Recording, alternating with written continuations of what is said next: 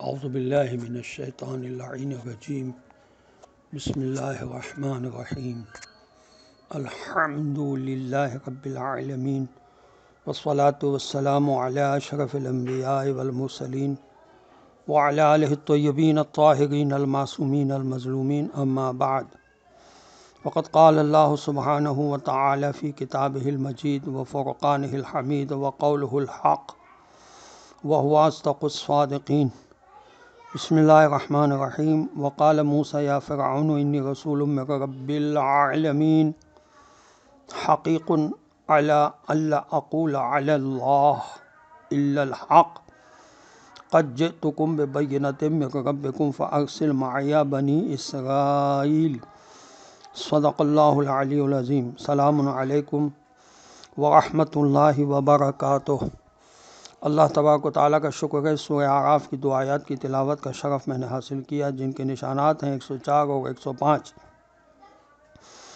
آیت نمبر 104 کا ترجمہ یہ ہے، اور موسیٰ علیہ السلام نے کہا، اے فرعون، میں تمام جہانوں کے پالنے والے کی طرف سے بھیجا ہوا آیا ہوں۔ اور آیت نمبر 105 کا ترجمہ یہ ہے کہ مجھ پر لازم ہے کہ میں اللہ کے متعلق حق کے سوا کچھ نہ کہوں۔ بے شک میں تمہارے پاس تمہارے پالنے والے مالک کی طرف سے کھلی ہوئی دلیلیں لے کر آیا ہوں، پس تو میرے ساتھ میری قوم بنی اسرائیل کو بھیج دے۔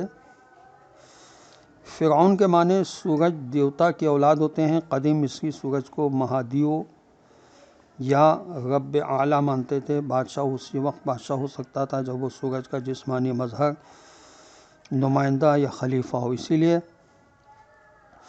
ہر شاہی خاندان خود کو سورج کی اولاد بنا کر پیش کرتا تھا، وہ خود کو فرعون یعنی سورج کی اولاد کہتا تھا۔ یہ تفہیم القرآن میں لکھا ہے، اور مجموع البیان میں یہ لکھا ہے کہ فرعون نے بنی اسرائیل کو زبردستی اپنا غلام بنا رکھا تھا۔ حضرت موسیٰ علیہ السلام ان کی آزادی کا مطالبہ کر رہے تھے اور فرما رہے تھے کہ بنی اسرائیل کو ان کے ساتھ ان کے آبائی وطن شام کے مقدس سرزمین پر جانے کی اجازت دے۔ بنی اسرائیل اصل میں ایک موحد قوم تھی جو اس وقت کے مشرک فرعون کے ظلم و ستم کا نشانہ بنی ہوئی تھی۔ اسی لیے حضرت موسیٰ علیہ السلام کا پہلا مطالبہ یہ تھا کہ میں اپنے موحدین کو اس مشرکانہ جاہل فضا سے الگ لے جا کر ایک علیحدہ خطہ زمین پر آباد کروں گا۔ تفسیر ماجدی میں لکھا ہے کہ پاکستان بنانے کا تصور بھی حضرت موسیٰ علیہ السلام کے اسی مطالبے کا سا تصور تھا۔ تفہیم القرآن میں لکھا ہے کہ حضرت موسیٰ علیہ السلام فرعون کی طرف خدا کے پیغامات لے کر آئے تھے کہ اللہ کے بندگی اسلام قبول کرو، نمبر 2 بنی اسرائیل کو آزاد کرو اور ان پر ظلم بند کرو۔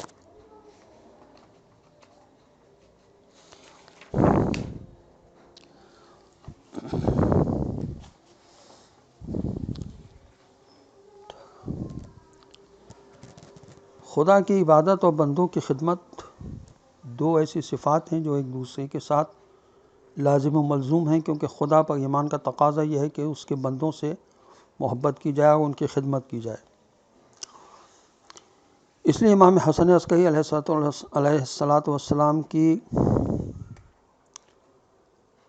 حدیث میں 2 بہترین صفات کو بیان کرتے ہوئے یہ ارشاد ملتا ہے کہ 2 خصلتیں ایسی ہیں جن سے بڑھ کر کوئی چیز نہیں: اللہ پر ایمان اور بھائیوں کو فائدہ پہنچانا۔ نیک اور بد صفات کی بنیاد بچپنے ہی میں پڑ جاتی ہے، اسی لیے کم سنی میں اچھی تربیت کی بہت زیادہ تاکید کی گئی ہے۔ اگر بچپنے میں بری صفات جڑ پکڑ جائیں تو نوجوانی اور جوانی میں تن آور درخت بن جاتی ہیں، اور اس کا سب سے بڑا نقصان والدین کو پہنچتا ہے۔ درج ذیل حدیث ان والدین کے لیے کہ جن کی اولاد کم سنی کی منازل طے کر رہی ہے ایک لمحہ فکریہ ہے۔ حضرت امام حسن عسکری علیہ السلام فرماتے ہیں کہ بچپن میں باپ کے مقابلے میں بیٹے کی جسارت بڑی عمر میں اسے نافرمانی تک پہنچا دے گی۔ عزیزان محترم، میں گزشتہ دروس میں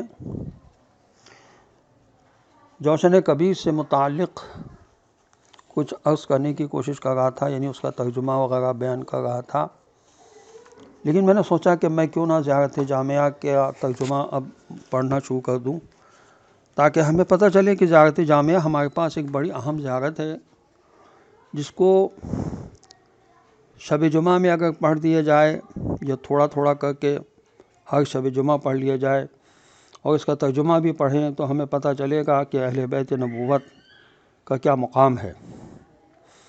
میں شروع کرتا ہوں اس کا ترجمہ جہاں تک ممکن ہو۔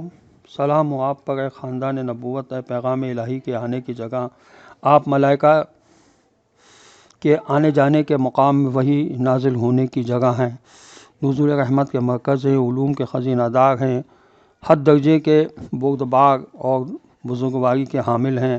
آپ قوموں کے پیشوا، نعمتوں کے بانٹنے والے، بہر سرمائے نیکوکاران، پارساؤں کے ستون، بندوں کے لیے تدبیر کار، آبادیوں کے سردار، ایمان و اسلام کے دروازے اور خدا کے امانت دار ہیں، اور آپ نبیوں کی نسل و اولاد، رسولوں کے پسندیدہ اور جانوں کے رب کے پسند شدگان کی اولاد ہیں۔ آپ پر سلام، خدا کی رحمت ہو اور اس کی برکات۔ سلام ہو آپ پر جو ہدایت دینے والے امام ہیں، تاریکیوں کے چراغ ہیں، پرہیزگاری کے نشان، صاحبان عقل و خرد اور مالکان دانش ہیں۔ آپ لوگوں کی پناہ گاہ، نبیوں کے ورثہ دار، بلند ترین نمونہ عمل اور بہترین دعوت دینے والے ہیں۔ آپ دنیا والوں پر خدا کی حجتیں ہیں، آغاز و انجام ہے۔ آپ پر سلام، خدا کی رحمت ہو اور اس کی برکات۔ سلام ہو خدا کی معرفت کے ذریعوں پر جو خدا کی برکت کے مقام اور خدا کی حکمت کے مراکز ہیں، خدا کے رازوں کے نگہبان، خدا کی کتاب کے حامل، خدا کے آخری نبی کے جانشین اور خدا کے رسول کی اولاد ہیں۔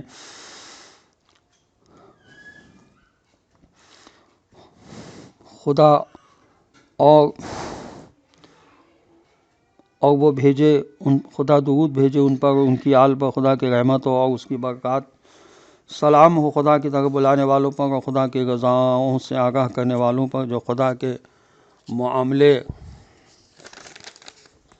میں ایستادہ خدا کی محبت میں سب سے کامل اور خدا کی توحید کے عقیدے میں کھڑے ہیں۔ وہ خدا کے امر و نہی کو بیان کرنے والے اور اس کے گرامی قدر بندے ہیں کہ جو اس کے آگے بولنے میں پہل نہیں کرتے اور اس کے حکم پر عمل کرتے ہیں۔ ان پر خدا کی رحمت ہو اور اس کی برکات۔ سلام ہو ان پر جو دعوت دینے والے، امام ہدایت دینے والے، رہنما، صاحب ولایت، سردار، حاجت کرنے والے، نگہدار، حاجت کو پورا کرنے والے، نگہدار، ذکر الہی کرنے والے اور والیان امر ہیں۔ وہ خدا کا سرمایہ، اس کے پسندیدہ، اس کی جماعت اور اس کے علوم کا خزانہ ہیں۔ وہ خدا کی حجت ہیں، اس کا راستہ ہے، اس کا نور ہے، اس کی نشانی ہے۔ ان پر خدا کی رحمت ہو اور اس کی برکات۔ میں گواہ ہوں کہ نہیں کوئی معبود سوائے اللہ کے جو یکتا ہے، کوئی اس کا ساجی نہیں، جیسا کہ خدا نے اپنے لیے گواہی دی۔ اس کے ساتھ اس کے فرشتہ اور اس کے مخلوق میں سے صاحبان علم بھی گواہ ہیں کہ نہیں ہے معبود مگر وہی جو زبردست ہے، حکمت والا۔ اور میں گواہ ہوں کہ حضرت محمد صلی اللہ علیہ وسلم اسی کے برگزیدہ بندے اور اس کے پسندیدہ رسول ہیں، جن کو اس نے ہدایت اور سچے دین کے ساتھ بھیجا تاکہ وہ اسے تمام دینوں پر غالب کر دیں، اگرچہ مشرک پسند بھی کریں، ناپسند بھی، اگرچہ مشرک پسند نہ بھی کریں۔ اور میں گواہ ہوں کہ امام علیہ السلام ہیں ہدایت والے، سنورے ہوئے، گناہ سے بچائے ہوئے، بزرگیوں والے، اس سے نزدیک تر پرہیزگار، صدق والے، چنے ہوئے، خدا کے اطاعت گزار، اس کے حکم پر کمر بستہ، اس کے ارادے پر عمل کرنے والے، اور اس کی مہربانی سے کامیاب ہیں کہ اس نے اپنے علم کے لیے آپ کو چنا، اپنے غیب کے لیے آپ کو پسند کیا، اپنے راز کے لیے آپ کو منتخب کیا، اپنی قدرت سے آپ کو اپنا بنایا، اپنی ہدایت سے عزت دی اور اپنی دلیل کے لیے خاص کیا۔ اس نے آپ کو اپنے نور کے لیے چنا، روح القدس سے آپ کو قوت دی، اپنی زمین میں آپ کو اپنا نائب قرار دیا اور اپنی مخلوق پر اپنی حجتیں بنایا، اپنے دین کے ناصر اور اپنے راز کے نگہدار اور اپنے علم کے خزانہ دار، اپنی حکمت ان کے سپرد کی، آپ کو اپنی وحی کے ترجمان اور اپنی توحید کے مبلغ بنایا۔ اس نے آپ کو اپنی مخلوق پر گواہ قرار دیا، اپنے بندوں کے لیے نشان منزل، اپنے شہروں کی روشنی اور اپنے راستوں کے رہبر قرار دیا۔ خدا نے آپ کو خطاؤں سے بچایا، جھگڑوں سے محفوظ کیا اور ہر آلودگی سے صاف رکھا، آلائش آپ سے دور کر دی اور آپ کو پاک رکھا، بہت پاک۔ بس آپ نے اس کے جلال کی بڑائی کی، اس کے مقام کو بلند جانا، اس کی بزرگی کی توصیف کی، اس کے ذکر کو جاری رکھا، اس کے عہد کو پختہ کیا، اس کی فرمانبرداری کے عقیدے کو محکم بنایا۔ آپ نے پوشیدہ و ظاہراً اس کا ساتھ دیا، وآخر دعوانا الحمد للہ رب العالمین، والسلام علیکم ورحمۃ اللہ وبرکاتہ۔